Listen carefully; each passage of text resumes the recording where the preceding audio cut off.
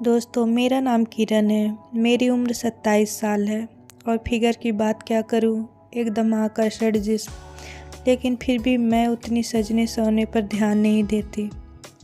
मैं और मेरे पति, मेरे जेठ और उनकी पत्नी सीमा, हम लोग सब साथ में ही रहते हैं।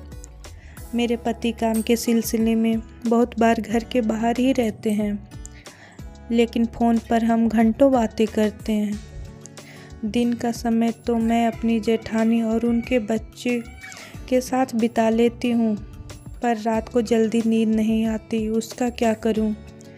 कभी कभी तो मन करता है काश मेरे पति मुझे भी अपने साथ ले जाते, क्योंकि रात को जेठ जी के रूम से बहुत ही ज़्यादा कामुक आवाज़ें आती हैं जो मुझे पागल कर देती हैं।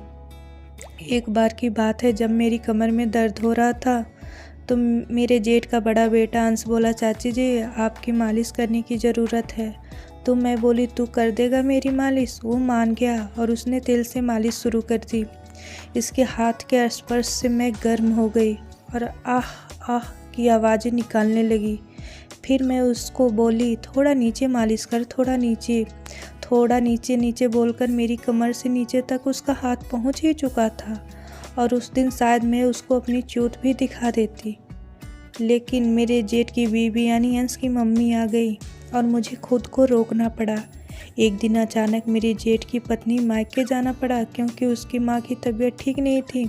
उन्होंने मुझे कहा, मैं तेरे जेठ को फ़ोन पर बता दूंगी सब कुछ, तो बस घर का ख्याल रखना और उनको खाना खिला देना रात में। कहकर वो बस निकल गई। रात में मेरे जेठ जी जब घर आए तो मैं कुछ काम कर रही थी। उन्होंने मुझे नोटिस किया और सीधे बाथरूम में नहाने चले गए। कुछ देर बाद जब जेठ जी आवाज़ लगाए, सीमा जरा तौलिया लेके आ, तब मैं समझ गई कि जेठ जी को शायद पता ही नहीं चला कि उनकी पत्नी सीमा मायके गई है। तो मैं खुद फटाफट उनका तौलिया लेकर पहुंच गई और मैंने जैसे ही दरवाज़ा खटखटाया, जेठ जी ने अचानक मुझे अपनी बीवी समझकर अंदर खींचा और मुझे पीछे से पकड़ लिया और मेरी बुब्स दबाने लगे। ऊपर शावर से पानी गिर रहा था और उनका हाथ छुड़ाने की कोशिश करने लगी, पर उन्होंने कस के अपनी ओर खींचा तो मैं शावर के पानी से पूरी गीली हो गई। मुझे बहुत शर्म आ रही थी। उन्होंने मेरी साड़ी और पेटीकोट को ऊपर करके अंदर उंगली डाल दी। उन्होंने जैसे ही मेरी आवाज़ सुनी, तुरंत मुझे अपनी तरफ घुमाया और मेरा चेहरा देखा और भागकर मैं बाहर आ गई।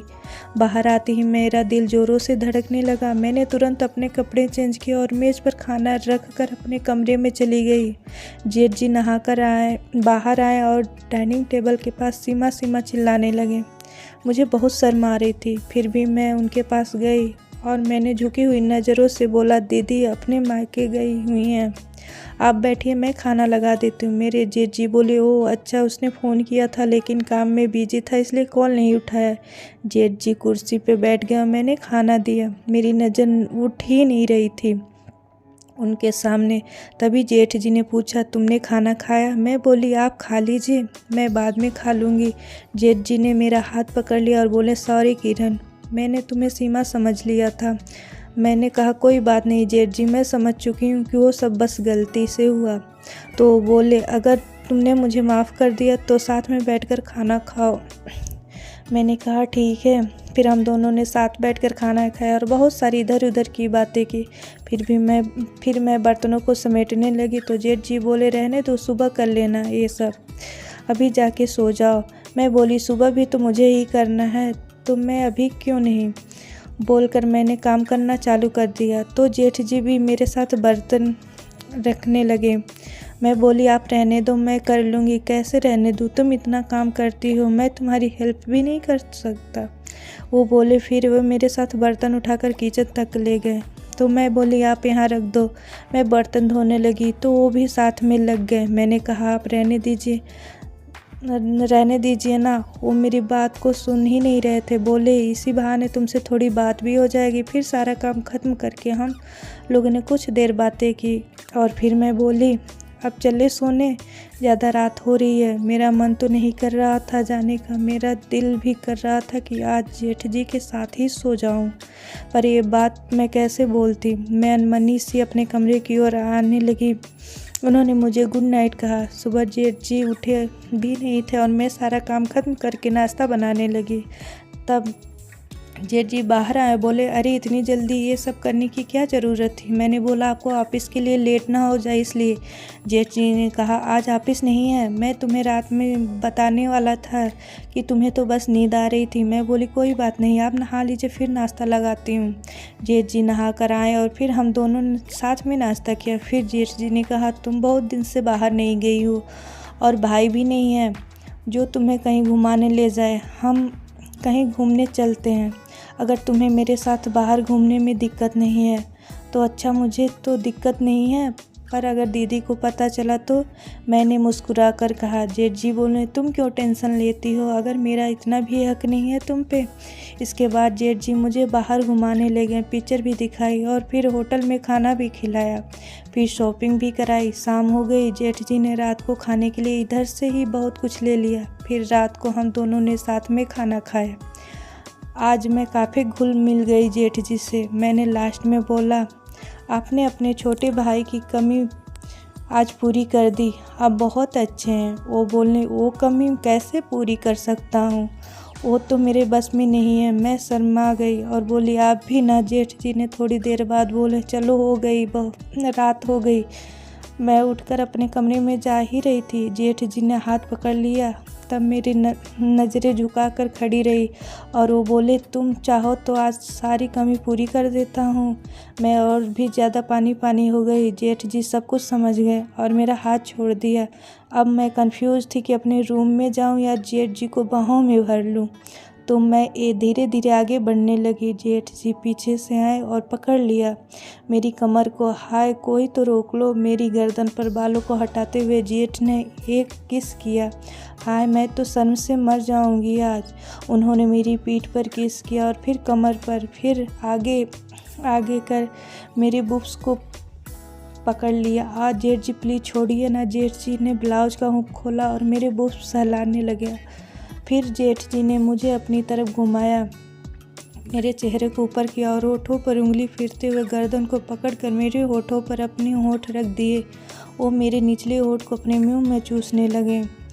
सच से आज पता चला कि कितने रोमांटिक है जेठ जी। करीब 10 मिनट किसिंग के बाद वो मेरे गर्दन से अपने होठ को ले जाते हुए मेरे दूध को चूसने लगे। जेठ जी दोनों हाथों से मेरे कंधों को पकड़कर मेरे दूध चूस रहे थे और मैं जैसे अंदर टूटती जा रही थी।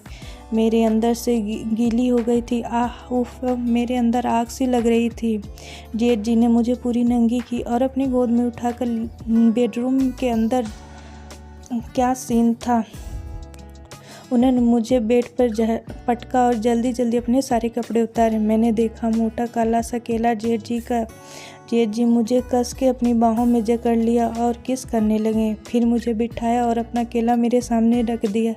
मैं सोच रही थी क्या करूं इसका, मैं बस आंखें फाड़ कर देख रही थी। फिर मैंने उनके अपने हाथों में पकड़ा। जेठ जी बोले, डार्लिंग इसे मुंह में लो। अभी तक तो मैंने अपने पति का भी मुंह में नहीं लिया था। मैं सोच रही थी। जेठ जी ने मुंह को पकड़कर अंदर डाल दिया। जेठ जी मेरे बालों को पकड़कर मुंह में अंदर बाहर करने लगे। मेरे गले की गहराई तक जा रहा था और मेरे मुंह से लार निकलने लगी। जेठ जी बोले, तुझे तो चूसना नहीं आता। मैं चुप रही। जेठ जी मुझे टिकाए और मेरी दोनों टांगों को जहाँ तक हो सका फैलाया।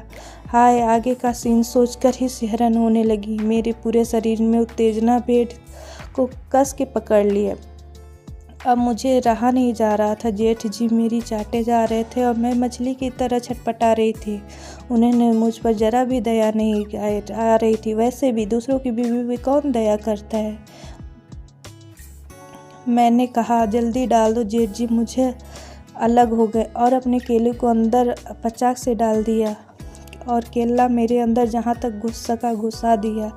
मेरी तो बिल्कुल सांस ही रुक गई जब जेठ जी कभी अंदर करते कभी बाहर इतनी ज़ोर से धक्के मार रहे थे कि मैं पूरी बेड के अंदर धंस जाती और हर धक्के में ज़ोर से सिसकार उठती।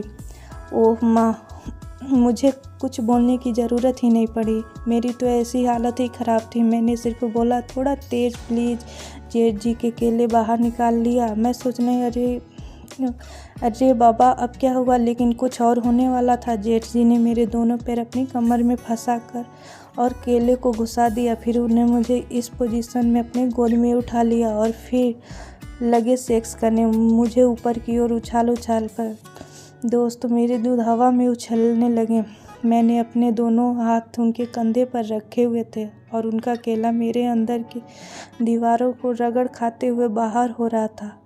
आह उसकी काफ़ी देर बाद उन्होंने मेरे अंदर अपना रस बरसा दिया और मुझे दबोचकर बिस्तर पर लेट गए।